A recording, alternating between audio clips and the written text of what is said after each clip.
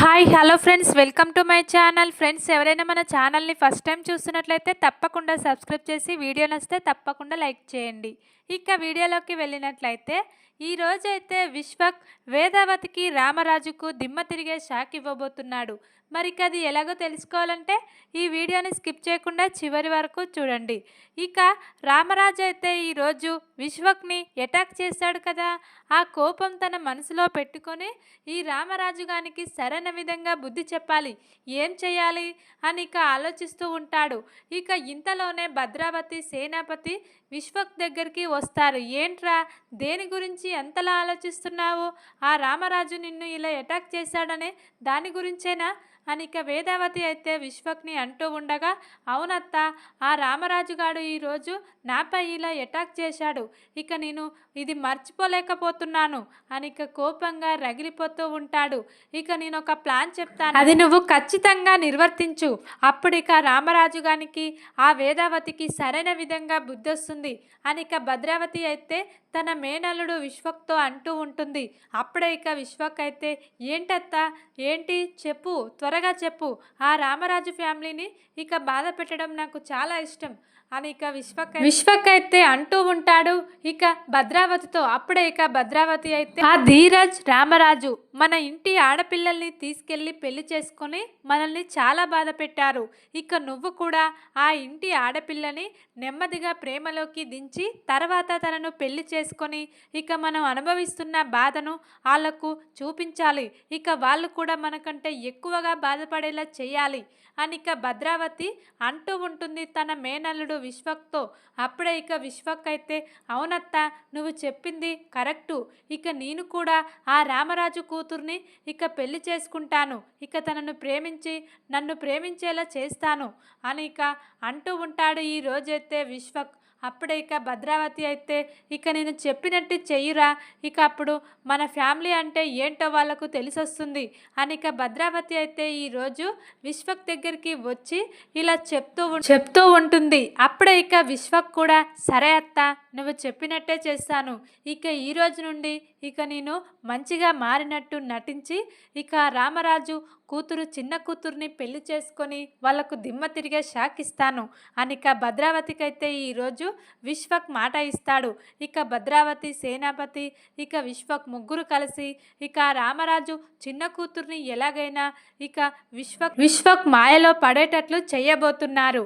ఇక నెమ్మదిగా విశ్వక్ అయితే ధీరజ్ దగ్గరికి వచ్చి, నన్ను క్షమించు బావా, నేను చేసింది తప్పే, నిన్ను చంపాలని చూసి నేను పెద్ద తప్పు చేశాను. ఇక నన్ను క్షమిస్తావని నిన్ను ఇక ఇలా క్షమాపణ అడగడానికి వచ్చాను అని ఇక మంచిగా మారినట్టు ఇక అడుగుతూ ఉంటాడు. ఇక విశ్వక్ అయితే ధీరజ్ దగ్గరికి వెళ్ళి, అప్పుడే ఇక ధీరజ్కి అయితే, నువ్వు మారావంటే నేను నమ్మనురా, నువ్వు మళ్ళీ ఏదో స్కెచ్ వేశావు, ఖచ్చితంగా ఈసారి ఇక నన్ను లేపేయాలనే చూస్తున్నావు, ఆ విషయం నాకు తెలుసు, నువ్వు ఎంత నటించినా నేను మాత్రం నిన్ను నమ్మను అని ఇక ధీరజ్ అయితే చాలా కోపంగా అంటూ ఉంటాడు విశ్వక్ని. అప్పుడే ఇక విశ్వక్ అయితే, లేదు, ఇక నేను పూర్తిగా మారిపోయాను, కావాలంటే నువ్వు ఏది చెప్తే అది చేస్తాను, నేను మారినట్టు ఎలా నిరూపించుకోవాలో చెప్పు అని ఇక చాలా ప్రేమగా మాట్లాడుతూ ఉంటాడు విశ్వక్ అయితే ధీరజ్ దగ్గరికి వచ్చి. ఇలా ధీరజ్ విశ్వక్ ఇద్దరు మాట్లాడుకుంటూ ఉండగా అప్పుడే ఇక రామరాజు చిన్న కూతురు కాలేజీకి వెళ్ళి వస్తూ ఉంటుంది. ఏంటి, వీడు మళ్ళీ మా అన్నయ్యపై అటాక్ చేసి ఈరోజు మా అన్నయ్య చేతులు పట్టుకొని క్షమాపణ అడుగుతున్నాడా, మా అన్నయ్యని ఇలా బ్రతిమాలుకుంటున్నాడేంటి అని ఇక కాలేజీకి వెళ్ళి వస్తున్నా ఇక తనైతే చూస్తూ ఉంటుంది విశ్వక్ వైపు.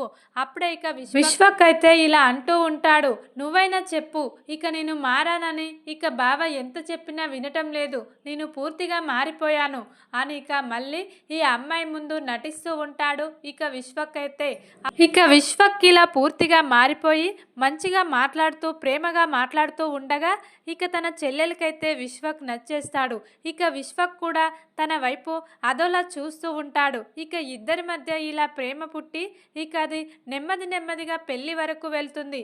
ఇదంతా విశ్వక్, భద్రావతి, సేనాపతి ముగ్గురు కలిసి ఆడుతున్న నాటకం. తనని మోసం చేసి పెళ్లి చేసుకోవాలనుకుంటున్నారు.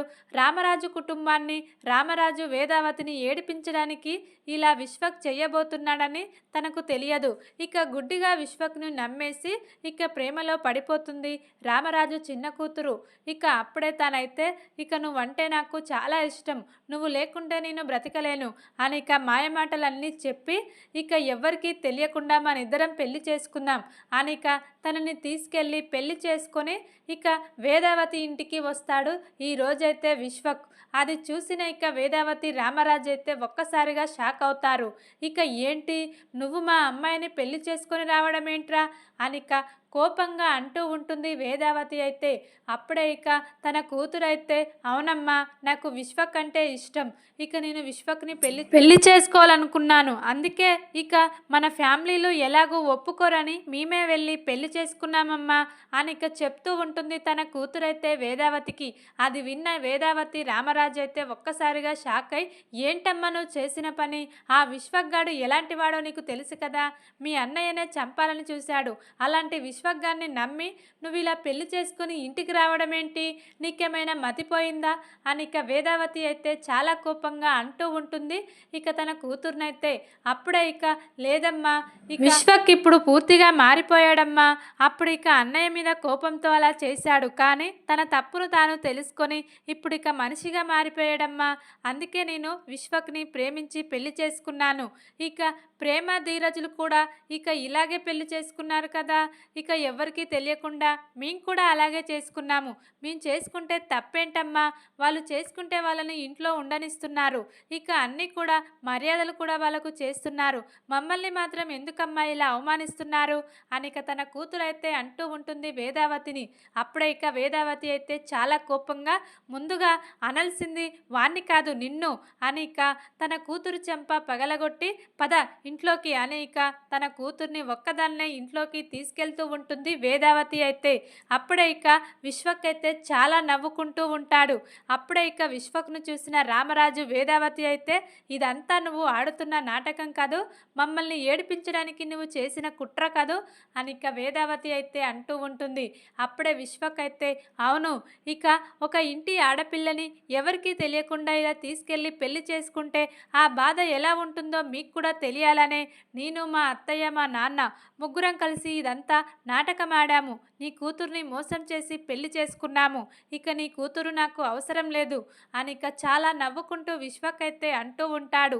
ఇక అది విన్న రామరాజు ఇక వేదావతి అయితే చాలా ఏడుస్తూ ఉంటారు. ఇక లోపలికి వెళ్ళిన తన కూతురైతే విశ్వక్ మాటలు విని ఇక గుండె పగిలి ఏడుస్తూ ఉంటుంది. ఏంటి, నేను ఇంత మోసపోయానా, ఆ విశ్వక్ గారిని ఇంత గుడ్డిగా నమ్మి ఇక నా జీవితాన్ని నేనే నాశనం చేసుకున్నాను అని ఇక చాలా ఏడుస్తూ ఉంటుంది ఇక వేదావతి కూతురైతే. ఇక ఈ విధంగా ఇక వేదావతి కూతుర్ని మోసం చేసి పెళ్లి చేసుకొని విశ్వక్ ఇక రామరాజు కుటుంబానికి ఇలా అన్యాయం చేసి వాళ్ళనైతే చాలా ఏడిపించబోతున్నాడు. ఇక వేదావతి, సేనాపతి సహాయంతో విశ్వక్ అయితే ఇదంతా రామరాజు విశ్వక్ని అటాక్ చేశాడని అది మనసులో పెట్టుకొని ఇక ఇలా చెయ్యబోతున్నాడు. ఈ రోజైతే విశ్వక్ ఇలా తన చెల్లెల్ని మోసం చేసి పెళ్లి చేసుకున్నాడు విశ్వక్ అని తన అన్నయ్యలు తెలుసుకొని మరి ఇక విశ్వక్ని ఏమైనా చేయబోతున్నారా, ఇక రెండు ఫ్యామిలీల మధ్య గొడవలు మరింత ఎక్కువ కాబోతున్నాయా అనేది చూద్దాం మరిక తర్వాత. వీడియో కనుక మీకు నచ్చినట్లయితే లైక్ చేసి సబ్స్క్రైబ్ చేసుకోండి friends. Thank you for watching.